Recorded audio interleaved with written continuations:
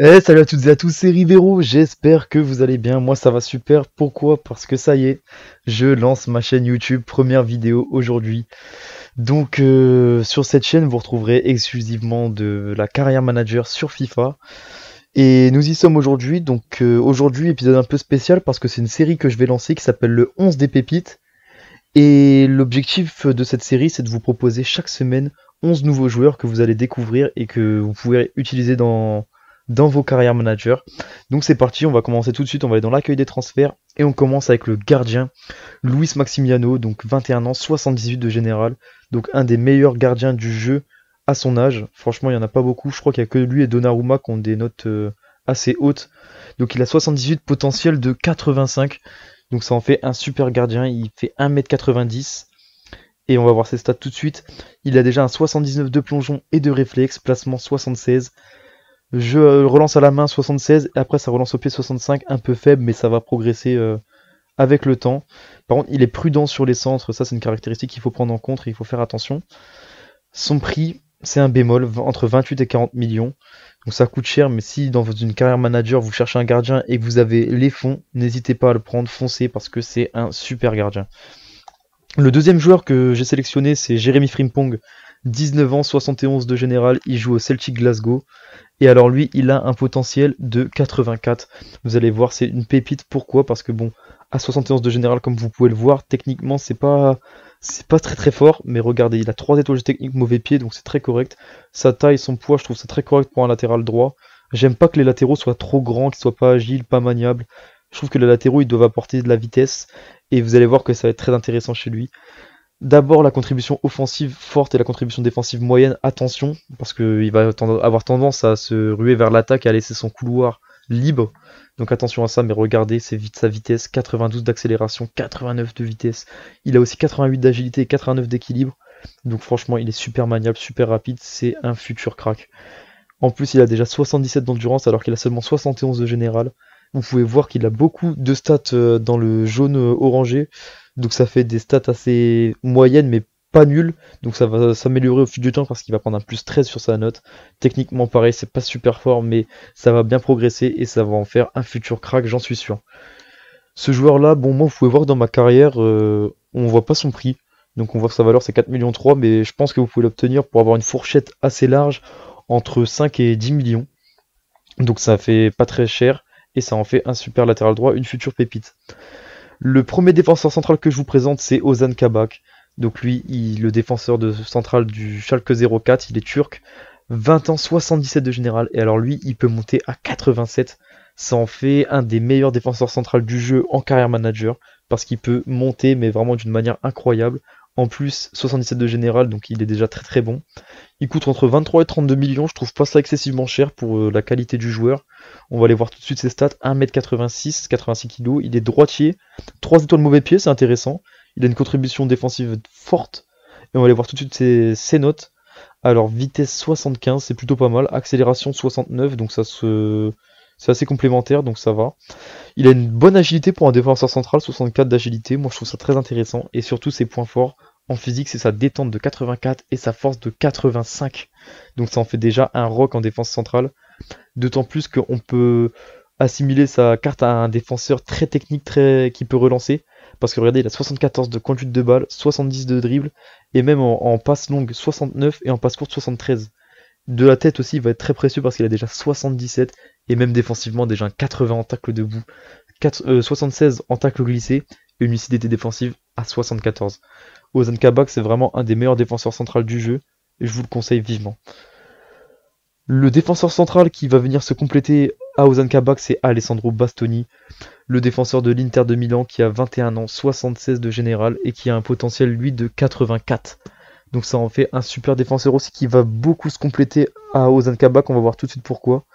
Parce qu'il fait 1m90 et c'est un gaucher, donc ça va être très complémentaire, lui il est plus grand, et c'est un gaucher, donc on va appeler axe gauche. On peut voir que par contre sa contribution défensive elle est moyenne. Bon ça c'est un peu... Je sais pas ce que ça donne comme ressenti in-game, j'ai jamais fait attention à ça. Donc dites-moi si vous trouvez que c'est... Bah c'est ça, vous le sentez dans le jeu et que vous trouvez que c'est pas très bien pour un défenseur central. Pas très rapide parce qu'il est grand, donc 59 d'accélération, 65 de vitesse. pas agile du tout, du coup c'est normal. Après, il a pas beaucoup de force, je trouve. Mais regardez, lui, son point fort, c'est vraiment sa stat défensive. Interception déjà 78. Et il a déjà aussi 76 de tacle glissé, 79 de tacle debout et 78 de lucidité défensive. Franchement, niveau relance, il est pas nul parce qu'il a 64 de passes longues et 66 de passes courtes. Pression de la tête 75, donc aussi les deux vont être très bons dans les airs. Le défenseur gauche que je vais vous présenter, c'est Ruben Vinagre, le latéral gauche portugais qui a 74 de général, qui joue à l'Olympiakos, mais qui normalement dans la vraie vie appartient encore au Wolves, il est prêté à l'Olympiakos. Là dans le jeu, il appartient directement à l'Olympiakos, donc vous pouvez l'obtenir entre 9 et 13 millions. C'est correct parce qu'il a 74 de général avec un potentiel de 83. Donc il va être très très bon, c'est le même profil que Frimpong. 1m74, 74 kg, il a 4 étoiles geste technique aussi, donc offensivement il va être très bon. Vous pouvez voir ses contributions aussi, que c'est les mêmes que Frimpong.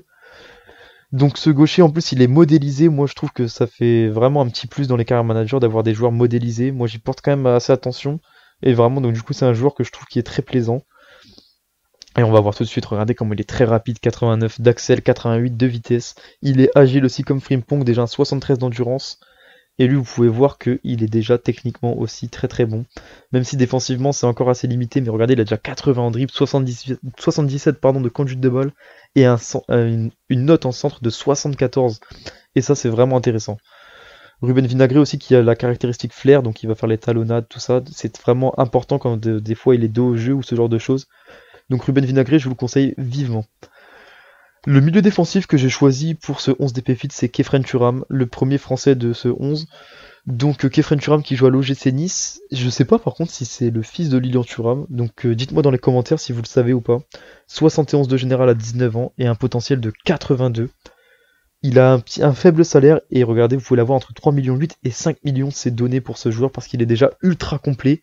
Et regardez, il fait 1m92, ça va vraiment être une tour de contrôle au milieu de terrain. Il va récupérer énormément de ballons et il va en gagner beaucoup de la tête, ça c'est sûr. Kefren Turam, donc contribution offensive et défensive moyenne. Ça en fait un joueur, ouais, donc je pense qu'il se déplace pas beaucoup sur le terrain. Mais regardez, franchement, niveau vitesse et axel, c'est assez correct pour sa taille. 70 d'accélération, 69 de vitesse.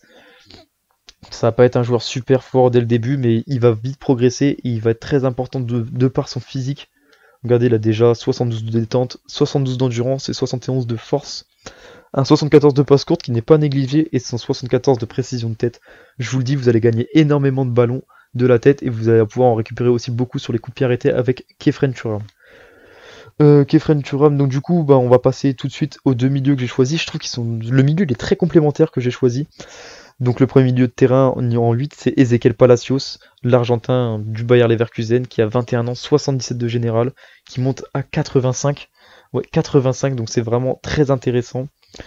Il coûte entre 23 et 33 millions d'euros, donc c'est à peu près le même style que Ozan Kabak niveau prix. Mais il est déjà très très fort. Regardez en plus sa polyvalence, il peut jouer 8, milieu offensif et milieu défensif. Je trouve ça super intéressant. Regardez ses stats, 4 étoiles de geste technique et de mauvais pied. C'est un petit gabarit, 1m77, mais contribution offensive forte et défensive forte, donc il va courir partout sur le terrain. Et ça c'est très important pour un milieu de terrain. Et regardez-moi ça. Il n'y a que du vert. Il n'y a que du vert dans ses stats, en physique ou en mental. Il a déjà un 87 d'endurance, il va pouvoir enchaîner les matchs. Lui vraiment, ça c'est ce que j'aime beaucoup chez ce joueur. 87 d'endurance, vous allez vraiment le ressentir. Et physiquement, il est déjà très fort. Il est déjà très fort parce que regardez, il a déjà un 75 en passe longue et 79 de passe courte. Niveau dribble, il est déjà très bon aussi. Et la caractéristique avec lui, c'est que vous pouvez tirer de loin. Parce que regardez, il a déjà 78 en tir de loin et 81 en puissance de tir. Donc ça veut dire dès que vous êtes entré de surface, n'hésitez pas à tirer avec Ezequiel Palacios. Parce que ça risquera sûrement de rentrer. L'autre milieu, c'est Maxence Cacré. Maxence Cacré, le français de l'Olympique Lyonnais, vous le connaissez sûrement. 20 ans, 76 de général et un potentiel de 86. 86 de potentiel, c'est plutôt pas mal. 3 étoiles techniques et mauvais pied. Petit gabarit aussi, 1m74.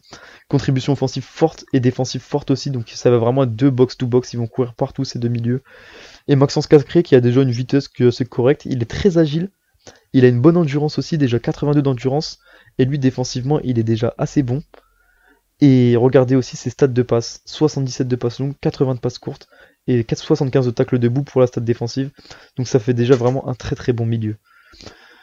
Maxence Cacré, vous pourrez l'obtenir entre 16 et 22 millions, donc je trouve que c'est vraiment accessible pour ce genre de joueur, parce qu'en plus Maxence Cacré, comme Ruben Vinagre, il est modélisé. On passe tout de suite au trio offensif, Luis Sinistera, qui joue au Feyenoord, colombien, 21 ans, 75 de général pour 86 de potentiel. Et moi, ce que j'aime beaucoup chez lui, c'est qu'il est vraiment pas cher, je trouve. Vous pouvez l'avoir entre 12 et 13 millions d'euros. Donc on va aller voir tout de suite ses stats. Soit, 4 étoiles geste technique, 4 étoiles mauvais pied. Très bon. C'est un petit gabarit par contre, hein, 1m72 et sa contribution offensive forte, défensive forte. Donc il va pouvoir peut-être combler aussi les montées de Ruben Vinagre. Luis Sinistera, donc vraiment, regardez-moi sa vitesse, 91 d'axel, 87 de vitesse, 93 d'agilité, 85 d'équilibre et 88 de détente. Il a déjà des stats monstrueuses, 77 d'endurance aussi. Franchement, physiquement, monstrueux, rien à dire sur lui. Techniquement, c'est assez limité pour son général, je trouve. 67 de finition, c'est un peu son bémol, centre aussi. Mais il est très dribbleur, 82 de dribble. Même en passe courte, 75. Donc franchement, il a des bonnes notes techniques, mais c'est pas ce qui fait sa force, c'est plus ses notes physiques. Donc Luis Sinistera, vous pouvez avoir entre 12 et 13 millions. L'attaquant droit que j'ai choisi, c'est Anthony de l'Ajax, celui qui est venu remplacer Hakim Ziyech. 20 ans, 79 de général pour un potentiel de 88, donc un des meilleurs attaquants droits du jeu. Anthony, c'est la première fois qu'il est sur FIFA, donc c'est un nouveau joueur parce qu'avant il évoluait au Brésil. Et vous le savez, FIFA n'a pas la licence du championnat brésilien.